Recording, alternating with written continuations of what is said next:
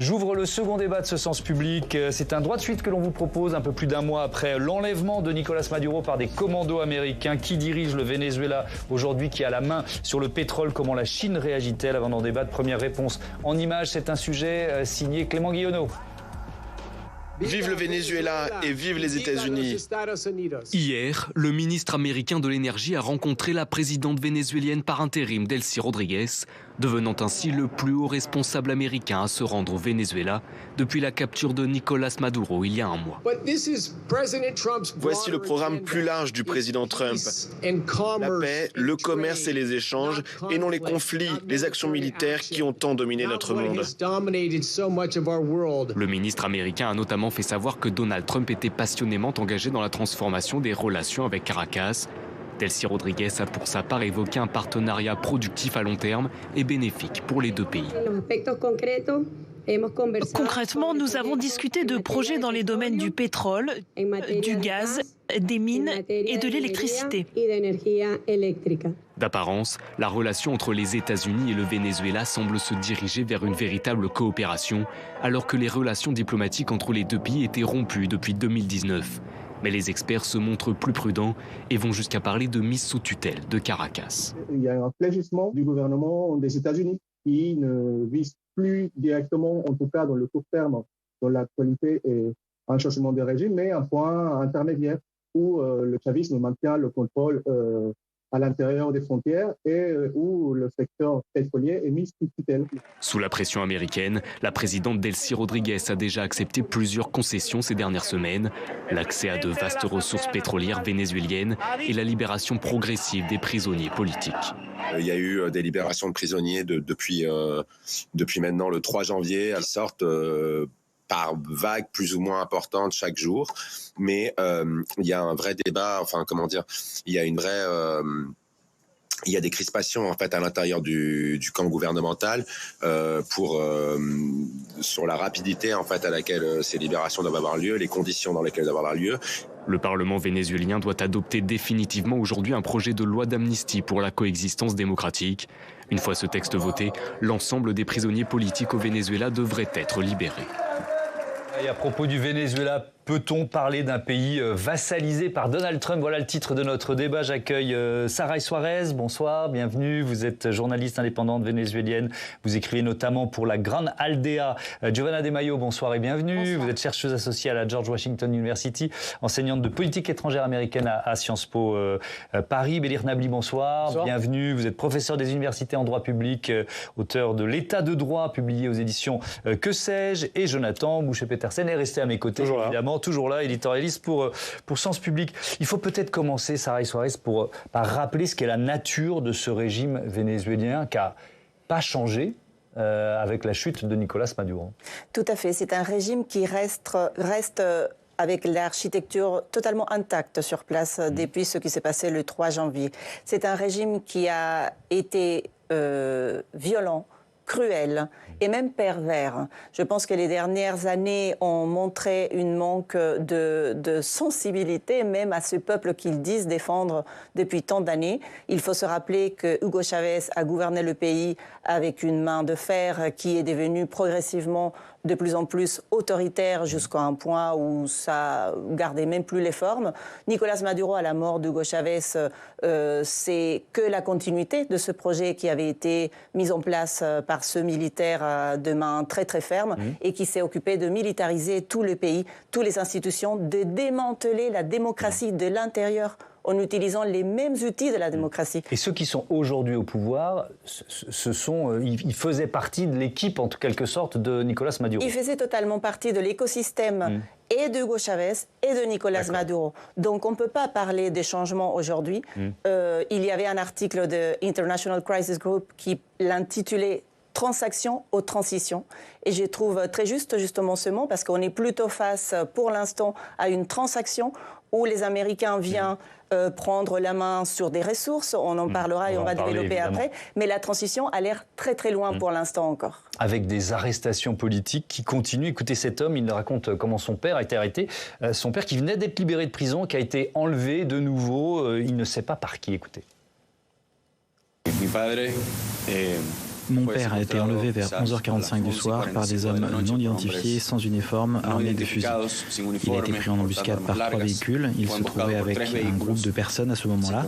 Ils affirment qu'on frappait à la porte de la maison où ils se trouvaient et qu'on cognait contre le pick-up dans lequel ils étaient. Face à l'agressivité de ces individus, mon père a décidé de descendre et ils l'ont mené. Ils n'ont emmené que mon père.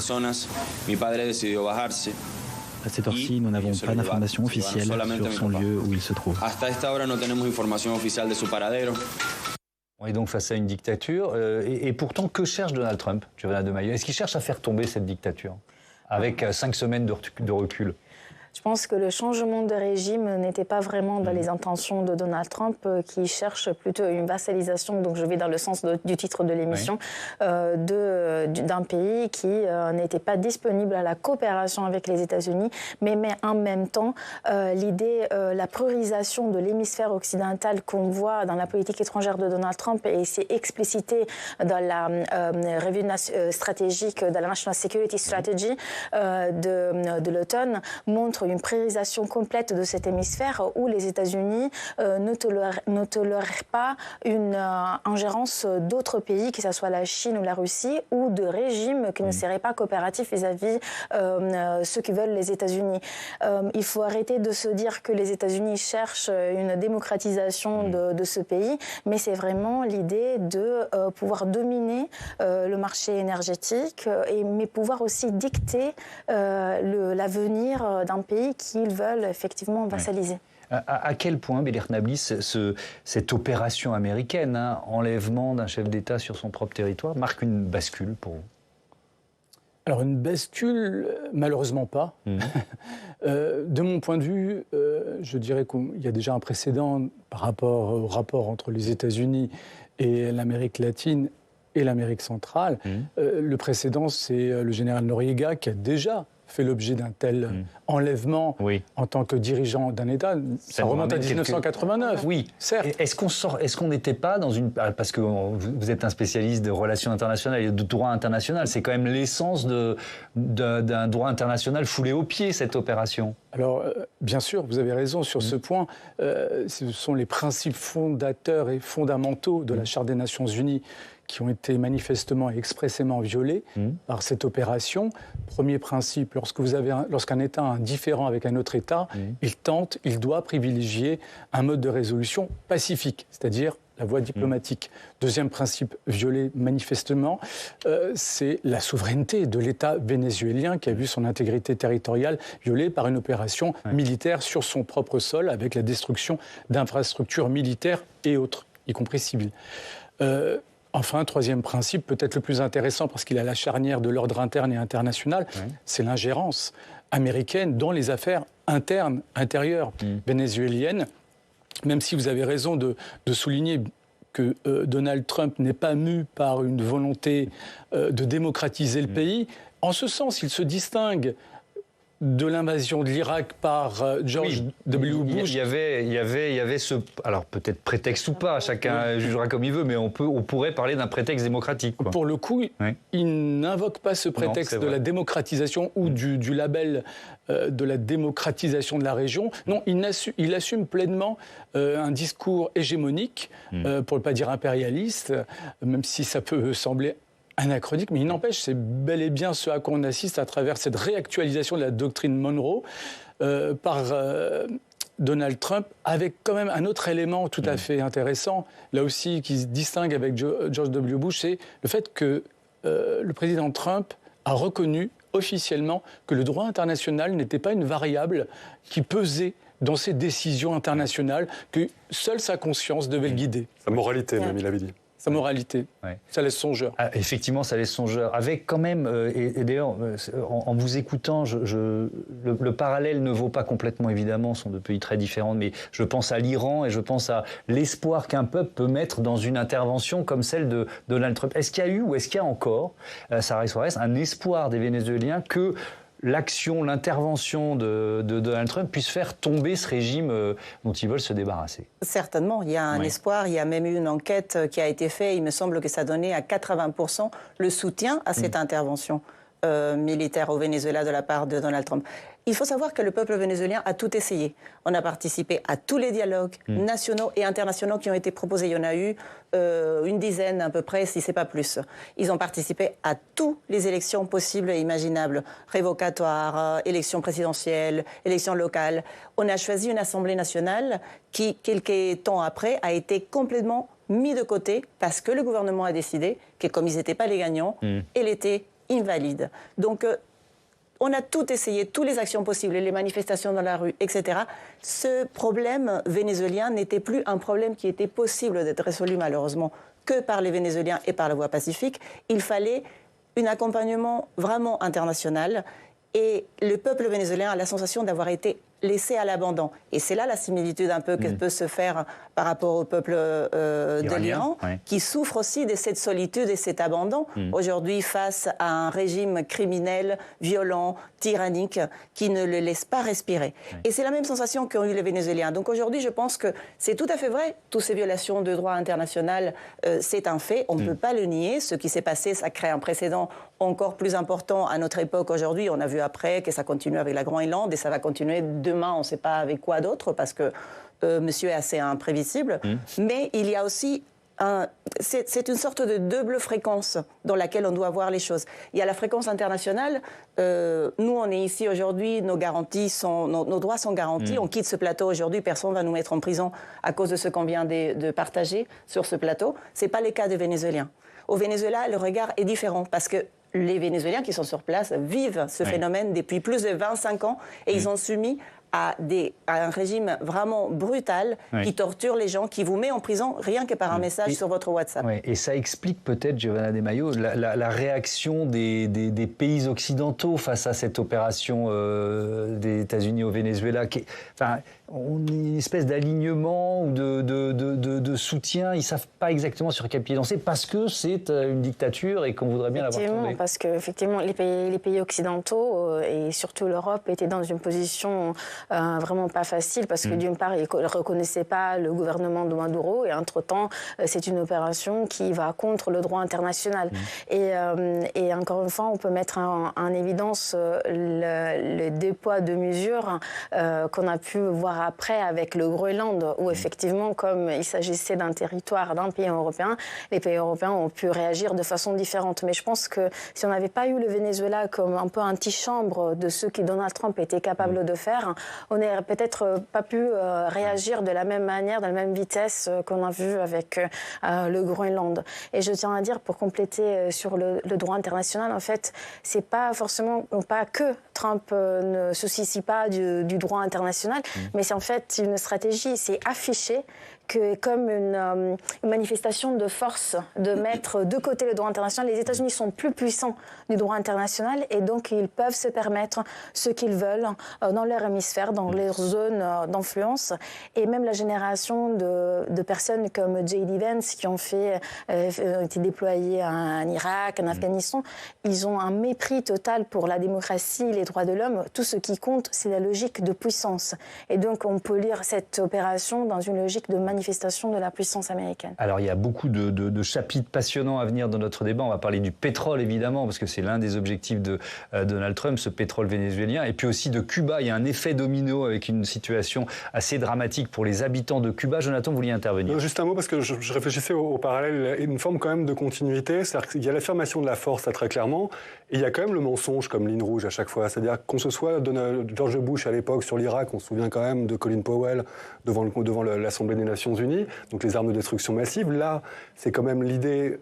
Ils disent même ouvertement, non, il y a une coïncidence, il se trouve qu'il y a beaucoup de pétrole, mais c'est pas pour ça qu'on y est. Nous, c'est vraiment quand même pour des raisons démocratiques. Et c'est ça aussi qui a créé une forme de difficulté. Non, mais je veux dire, dans l'affichage. Oui. Et le Groenland, c'est une question de sécurité nationale, alors qu'on sait très bien qu'il y a du minerai. Donc c'est vrai qu'il y a une sorte de côté très décomplexé dans la façon de faire, et en même temps, quelque chose d'un peu visqueux et de pas vraiment assumé dans le côté très cynique de l'action. Juste les raisons évoquées évoqué, c'était la lutte contre le narcotrafic et l'immigration. Même tout ça est faux d'une certaine manière.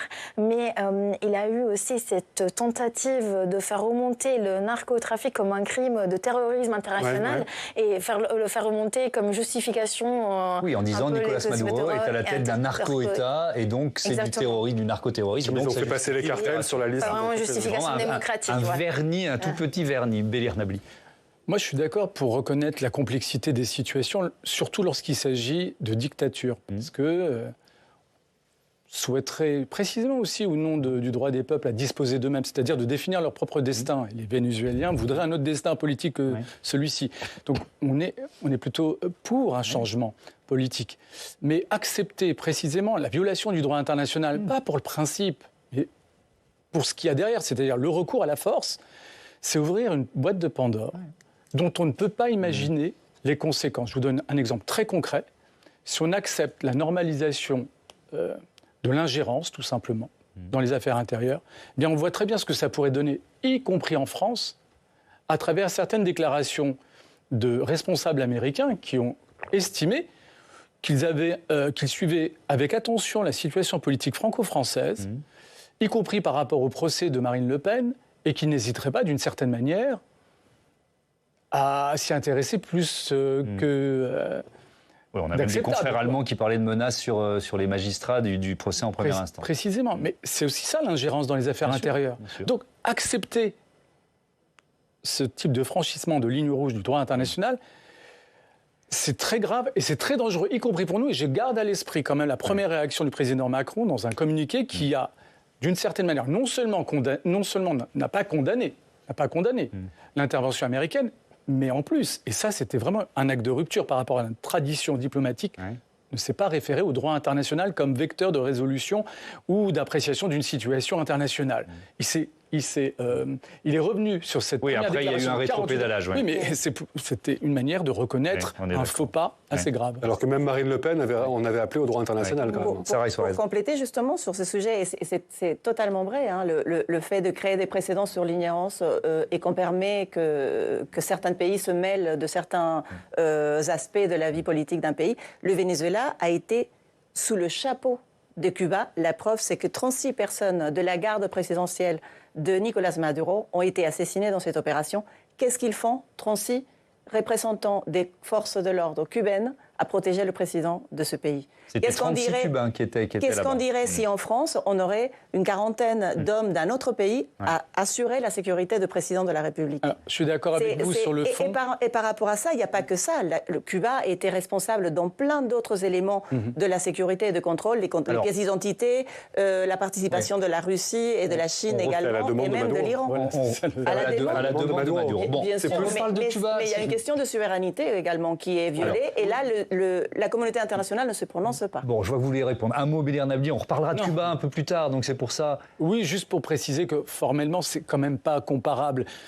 Parce que, précisément, les Cubains ne se sont pas imposés par la force sur le territoire vénézuélien. C'est l'État du Venezuela, en dépit de tout ce qu'on peut penser du gouvernement en place, qui a invité les Cubains à être présents et à assurer la sécurité. Ça revient à la ligne des mensonges que vous évoquez tout à l'heure. Allez, le pétrole, pardon de vous interrompre. Le pétrole, comme promis, on ouvre ce chapitre et on va écouter Chris Wright, c'est le ministre américain de l'énergie qui était à Caracas ce mercredi pour annoncer la fin de l'embargo. On l'écoute.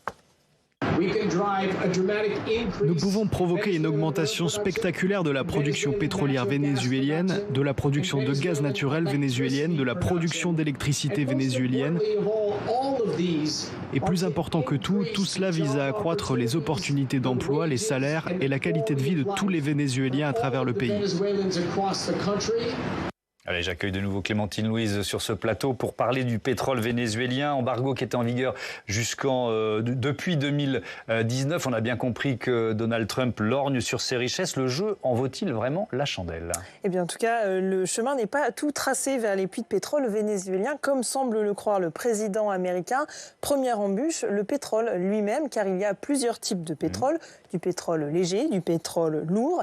Et pas de chance pour Donald Trump, le pétrole vénézuélien est un pétrole extrêmement lourd, très dense et chargé en soufre et en carbone. Et extraire un pétrole aussi lourd, eh bien, ça coûte très cher.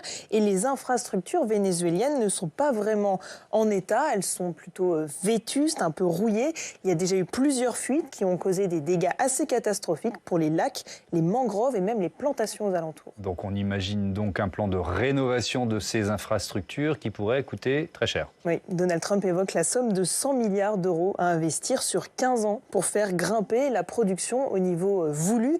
Mais la société de recherche énergétique Rystad Energy estime qu'il faudrait déjà investir 53 milliards pour maintenir la production à son niveau actuel et ensuite réinvestir encore entre 100 et 150 milliards pour atteindre la production voulue. Bon, il y a d'autres difficultés. Elles ne se limitent pas à l'extraction, les difficultés. Oui, il y a aussi l'état du marché. Aujourd'hui, le prix du baril est très bas et donc pas très rentable et pas très tentant pour les investisseurs. Et puis, il y a aussi le contexte politique et le contexte sécuritaire assez instable du pays. On ne sait pas vraiment ce qui peut se passer demain. Donald Trump est aussi bienfaiseur de roi que semeur de troubles et il termine son mandat dans 3 ans. Autant de raisons qui permettent donc aux grandes firmes pétrolières d'entretenir le mystère, de faire aussi un peu la fine bouche et de mettre la pression sur le gouvernement américain. Écoutez le PDG d'ExxonMobil, c'était le mois dernier pendant une conférence de presse. Des changements assez importants seraient nécessaires par rapport à ce que nous avons connu et par rapport à la situation actuelle. Si l'on examine les structures et les cadres juridiques et commerciaux aujourd'hui en place au Venezuela, il est impossible d'y investir.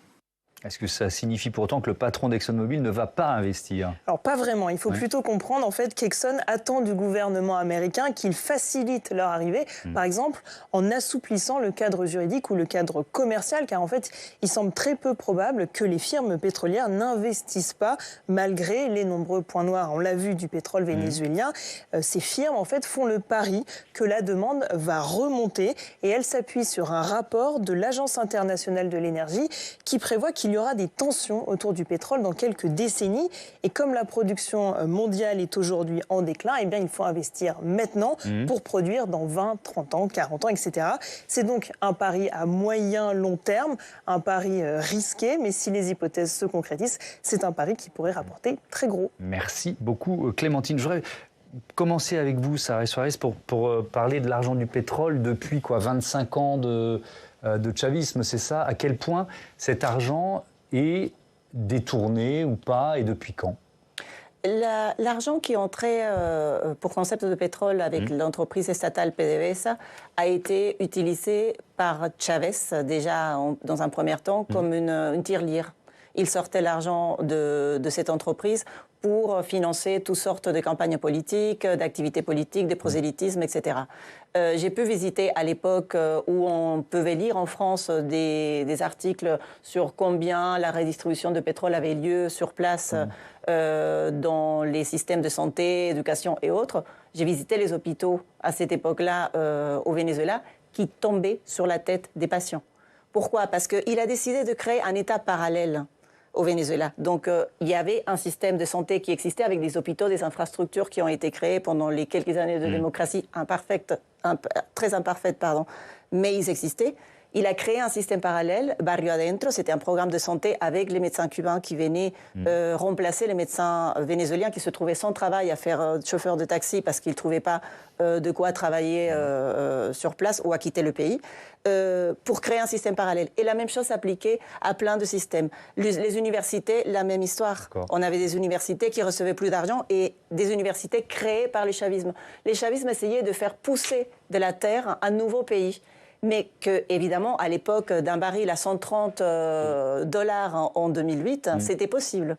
Quand ce prix de pétrole est tombé par terre, Nicolás Maduro a hérité la catastrophe. Et c'était plus tenable, cette mensonge qui avait été, d'une certaine manière, la révolution de Chavez. On a bien compris que l'argent du pétrole n'a pas vraiment profité aux Vénézuéliens. Question de Nicole qui nous écrit de Pau. Les accords avec Trump sont censés relancer l'économie du Venezuela. Avec l'ouverture du pétrole aux entreprises privées, est-ce que ça ne va pas juste enrichir les compagnies étrangères? pendant que les Vénézuéliens, eux, n'en voient pas les fruits. De quel accord on parle, Giovanna De Maio? Parce que pour l'instant, on a bien compris des géants du pétrole américain. On a cité ExxonMobil, il y a Chevron, il y a ConocoPhillips, qui sont quand même prudents. Le ministre de l'Énergie, bon, on est dans l'emphase d'un accord annoncé, mais de quoi on parle? On parlait de vassalisation tout à l'heure. C'est les États-Unis qui sont en train petit à petit de prendre la main sur la production, le raffinage de ce pétrole vénézuélien. Qu'est-ce qui est en train de se passer? C'est très... voilà, il y a une grosse confusion là-dessus. La stratégie des États-Unis est celle de domination énergétique. Les États-Unis sont déjà des leaders dans l'exportation du pétrole et du gaz et surtout du gaz GNL, dont nous, en Europe, on est devenus très, très dépendants. Et dans cette idée de vassalisation du Venezuela, c'est mettre la main sur les ressources pour, en fait, peut-être redistribuer un moment. Mais ce n'est pas vraiment dans la logique de Donald Trump. Il y a maintenant Chevron qui est très présente déjà, donc ça pourrait donner des avantages à cette entreprise en étant déjà présente sur le territoire. Mais le cadre juridique, comme vous l'avez mentionné, est très difficile. Je pense que par contre, même si ça sera difficile de faire revenir les entreprises au Venezuela à cause de tous ces défauts que vous venez de citer, la logique de Trump de domination va au-delà de ça, parce que c'est de l'enrichissement, peut-être aussi un terme personnel qui peut venir de liens avec les PDG de ces entreprises et justement du prestige qui peut lui arriver du fait qu'en mettant la main sur le flux de pétrole vénézuélien, ça permet aussi de baisser les coûts de l'énergie aux États-Unis et c'est un vrai sujet en ce moment. C'est sûrement le principal à ses yeux d'ailleurs. Oui. Oui, l'idée c'est que la prospérité du peuple vénézuélien par ruissellement peut-être, mais que c'est d'abord retourner à une époque bénie dans sa tête, d'avant toutes les époques dont on parle là, où le lien, et d'ailleurs il y a des infrastructures aux États-Unis qui sont laissées en déshérence, mais qui étaient tout à fait adaptées à accueillir justement le raffinage du pétrole vénézuélien. Il y a aussi un autre enjeu, c'est clairement reprendre la main sur le robinet, c'est-à-dire que les 500 000 barils qui partaient vers la Chine, ça c'est fini, ou alors ça passera par les États-Unis, et ce sera un des éléments du rapport de force. Ça représente 4% des importations de pétrole de la Chine, donc c'est pas non plus stratégique pour la Chine, mais il y a effectivement ce bras de fer derrière, on peut en parler, mais il y en a d'ailleurs. Dans la stratégie de Donald Trump, il y a aussi affaiblir un allié de la Chine, on peut dire ça comme ça. Alors, deux aspects. Le premier, pour abonder dans le sens de ce qui a été dit, et qui renvoie d'une certaine manière à ce qu'est un empire, à savoir un pouvoir central qui se nourrit des richesses des colonies périphériques, et on retrouve un peu dans ce que vous avez décrit ce schéma-là. Et puis vous avez de l'autre, effectivement, l'une des raisons rationnelles, pour le coup, d'un point de vue géopolitique, qui pourrait expliquer la démarche agressive des États-Unis au Venezuela, qui est que les États-Unis demeurent convaincus que leur concurrent stratégique pour le XXIe siècle, c'est la Chine, et que d'une certaine manière, il faut bien le reconnaître, depuis Obama, depuis l'administration Obama, le virage, il date d'Obama. Il y a cette conviction-là, et que par conséquent, c'est un prisme pour lire les décisions internationales des États-Unis, administration Trump comprise, 1 et 2, et pour le coup, c'est plutôt un élément qui permet de rationaliser en partie une politique étrangère qui est difficilement lisible, mais c'est un aspect par rapport auquel Donald Trump est cohérent, pour le coup. Même durant sa campagne électorale, il a assumé cette obsession chinoise, et sa guerre commerciale l'a illustré.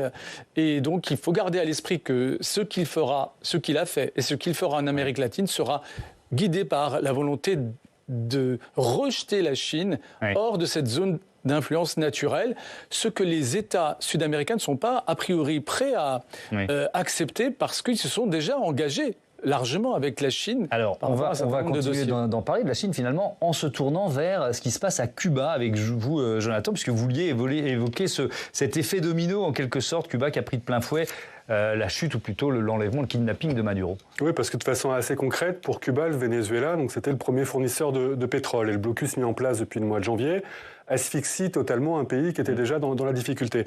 Donc avant cela, c'est ce qu'on évoquait un tout petit peu à demi-mot. Il y avait une forme de deal, pour dire les choses grossièrement, du pétrole vénézuélien contre des médecins avec les conséquences que ça pouvait poser, du personnel de sécurité cubain jusqu'au premier cercle de Nicolas Maduro.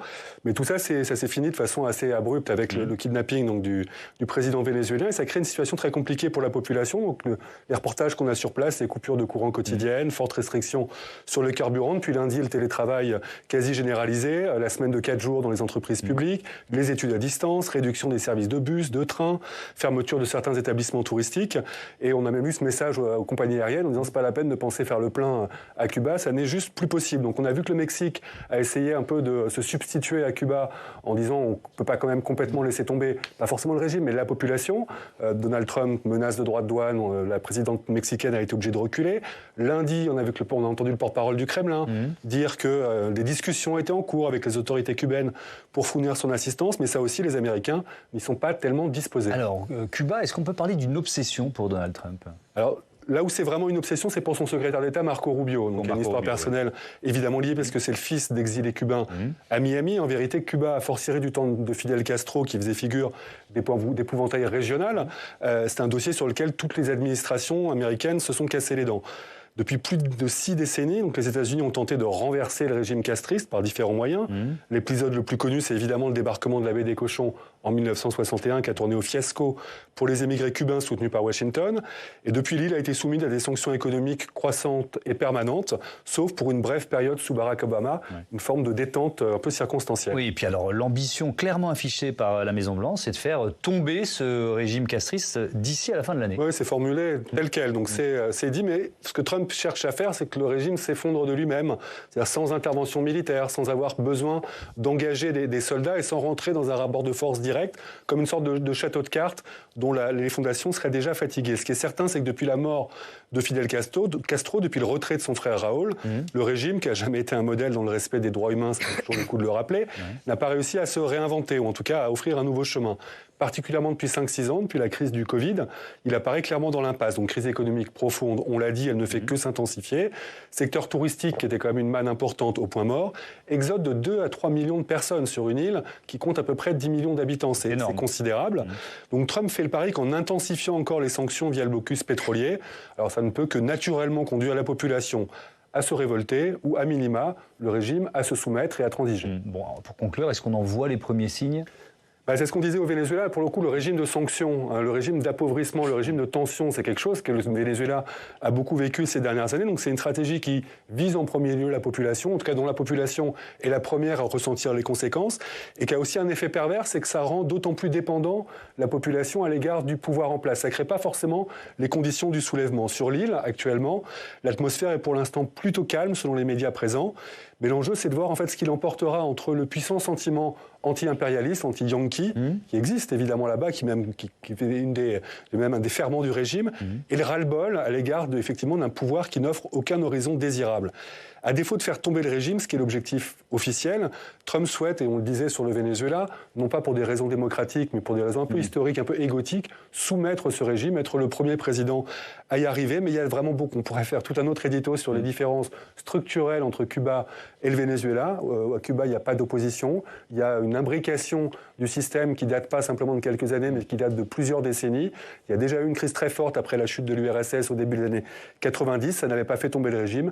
Il n'y a pas vraiment les prémices du fait que ça puisse arriver aujourd'hui. Giovanna De Maio, effectivement, c'est une obsession américaine, Cuba, mais au-delà d'une population qui souffre particulièrement en ce moment, il n'y a pas les prémices d'une révolte à Cuba aujourd'hui, même dans ce contexte, ou alors au contraire, il y en a? Je peux vous parler du côté américain. Ouais. En fait, je pense qu'il n'y a pas de prémisse d'intervention américaine. Parce que, par exemple, au Venezuela, on a vu une intensification de la présence militaire autour de Venezuela qui a précédé les frappes et la chute du régime de Maduro. Ensuite, on a vu un discours de Trump et de Rubio, de son entourage, sur le fait que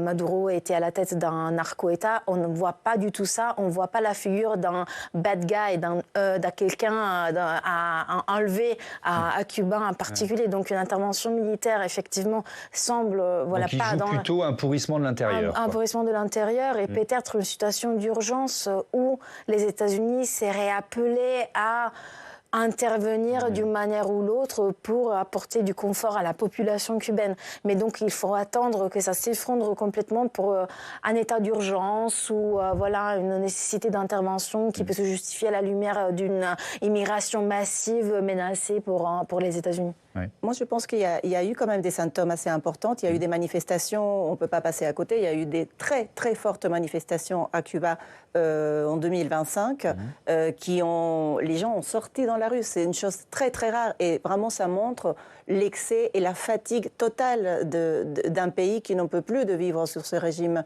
dictatorial. Il y a une semaine ou deux, il y a un petit team des 2 jeunes qui faisaient des vidéos sur Instagram. Ils ont fait arrêter de façon complètement injuste, simplement parce qu'ils faisaient de l'analyse de la réalité des Cubains avec une clarté que vraiment serait magnifique de pouvoir le traduire en français pour que vous puissiez entendre la vérité et l'information que ces 2 jeunes peuvent apporter sur leur vie quotidienne. Et c'était tellement limpide qu'ils se sont fait arrêter, c'est ça? Eh bien, ils sont devenus tellement virales et tellement connus qu'évidemment, le régime, il laisse jamais passer ces types de choses. Et ils ont été arrêtés, les 2, immédiatement. Ils sont venus dans leur appartement et ils les ont pris pour les mettre en prison. Pour revenir, en effet, à ce qu'on disait sur l'importance de tous ces programmes géopolitiques autour de la Chine, je pense que le pétrole, c'est juste la cerise sur le gâteau, d'une certaine manière, pour Donald Trump. Il ne faut pas oublier qu'il y a aussi la matière première dans les mines qui se trouvent au Venezuela, qui sont aujourd'hui fondamentales pour l'industrie de la tech. On passe un peu à côté dans tous les débats on se focalise sur le pétrole. Des métaux rares? Des métaux rares qui sont utilisés dans tous nos téléphones portables, dans toute la technologie d'aujourd'hui. C'est vrai qu'on en parle beaucoup moins que le pétrole. On parle beaucoup moins que le pétrole et c'est un facteur majeur dans la discussion. Il y a plein de ressources de ce type-là qui font partie des jeux. Et là, justement, je lisais avant de venir à l'émission qu'il a convoqué Donald Trump à une réunion anti-Chine pour le 7 mars. Donc, on va y revenir à la Chine. Pour finir, je pense que vraiment ici, il y a un travail de reprise de contrôle, en effet, de tout le continent et dire à la Chine, on ferme le robinet, c'est fini, c'est nous qui commandons. On va essayer de conclure sur la Chine, mais vous vouliez intervenir, Bélir Nabi, peut-être sur Cuba. Oui, sur Cuba, et encore une fois, la question démocratique dans les relations internationales, car je le souligne à nouveau, c'est de moins en moins un vecteur explicatif du comportement des uns et des autres. Et même un vecteur à la fois d'explication et de justification de l'action internationale, y compris des États-Unis. Ce n'est pas la nature du régime, aussi inique soit-il, qui justifierait une intervention américaine sous l'administration Trump. Et j'ajouterais même un élément. Imaginons que cet argument soit mobilisé par les États-Unis de Donald Trump. Il y aurait quand même quelque chose d'assez, ironique, une cruelle ironie de l'histoire, parce que s'il y a une crise démocratique, s'il y a un élément qui caractérise la page d'histoire que vivent les États-Unis, c'est la crise démocratique. On a une dérive quasi autoritaire, quasi assumée officiellement, et on imagine mal donc que la démocratie ou les valeurs démocratiques soient mobilisées pour justifier une action extérieure, eu égard à la situation intérieure. Bien sûr. On va terminer justement sur ce sommet dont vous parliez le 7 mars en Floride, Donald Trump qui réunit Giovanna De Maio, plusieurs dirigeants d'Amérique latine. Alors, on a évoqué très rapidement cette doctrine Monroe. On peut peut-être rappeler, elle date de 1823. 1823, voilà. J'avais 1827 en tête, je savais que je me trompais. 1823, bon, c'est une très vieille doctrine que Donald Trump remet au goût du jour. Et alors là, il va l'incarner en quelque sorte lors de ce sommet avec des dirigeants d'Amérique latine. C'est, voilà, ce continent, c'est le mien, quoi. On pourrait le résumer comme ça. C'est ma zone d'influence, quoi. Oui, je crois que c'était très clair. Dans la doctrine Monroe, il y avait l'idée de repousser l'influence des Européens en Amérique latine suite à l'indépendance de certains pays, donc pouvoir saisir les opportunités économiques pour les États-Unis en Amérique latine. Mais il y avait aussi le volet que les États-Unis n'allaient pas s'en mêler dans les affaires européennes. Oui, donc on voit aussi il y avait la contrepartie. Donc on voit ça un peu aussi vers l'idée du passage du fardeau de la défense européenne envers les Européens. Et donc ce sommet, c'est clairement, pour rebondir sur ce que disait Saray Suarez tout à l'heure, on peut sans le caricaturer, dire que c'est un sommet anti-Chine ? On peut dire que c'est un sommet de domination américaine qui se complète avec le corollaire Trump à la doctrine Monroe, c'est-à-dire rejeter toute influence étrangère en Amérique latine, mais en général dans l'hémisphère occidental. Je pense, comme on le disait tout à l'heure, que la présence chinoise sur le continent sera difficile à enlever du jour au lendemain parce qu'ils sont impliqués dans des gros projets d'infrastructure, notamment au Pérou, dans des ports qui peuvent être utilisés pour des raisons civiles mais aussi militaires. Mais ce sera justement la puissance des États-Unis qui doit se confronter à toute échelle, qui est plus nationale mais aussi locale, pour repousser l'influence chinoise. Ça ne va pas être facile pour les États-Unis, mais le concept que Donald Trump valide dans sa stratégie de sécurité nationale de zone d'influence lance aussi un message à Pékin pour ce qui est sa propre zone d'influence, notamment les ambitions chinoises sur Taïwan. Il y a aussi le message que Donald Trump a envoyé aux autres chefs d'État du continent sud-américain en organisant l'enlèvement, le kidnapping de Nicolas Maduro. En tout cas, ceux qui ne sont pas forcément sur sa ligne. On ne peut pas non plus gommer cette dimension dans la stratégie de Donald Trump. Mais bien sûr, et on le sait, au Venezuela c'est très clair, c'est un gangster qui vient vous enlever un autre gangster dedans. Et on est où là ? Le Vénézuélien reste au milieu, avec une discussion qui se passe entre Washington et Caracas, et le peuple n'a pas encore son mot à dire. On ne parle pas de démocratie, on ne parle pas d'élection, on ne parle pas de transition. On nous dit qu'il y a un plan en 3 étapes sans chronologie possible. Le peuple est toujours là. Il y a encore des prisonniers politiques qui ne sont pas libérés. Il y a une loi d'amnistie qui est en train d'être discutée à l'instant où on parle. On a diffusé un extrait de la déclaration d'Elsie Rodriguez, la présidente par intérim, annonçant une loi d'amnistie. Aujourd'hui, je crois qu'il y a la dernière discussion qui s'ouvre au Parlement. Pour la valider, mais c'est une loi d'amnistie que les ONG qui travaillent sur le sujet voient énormément de points, de trous noirs. C'est un gouvernement et une structure qui a l'habitude de faire des lois sur mesure.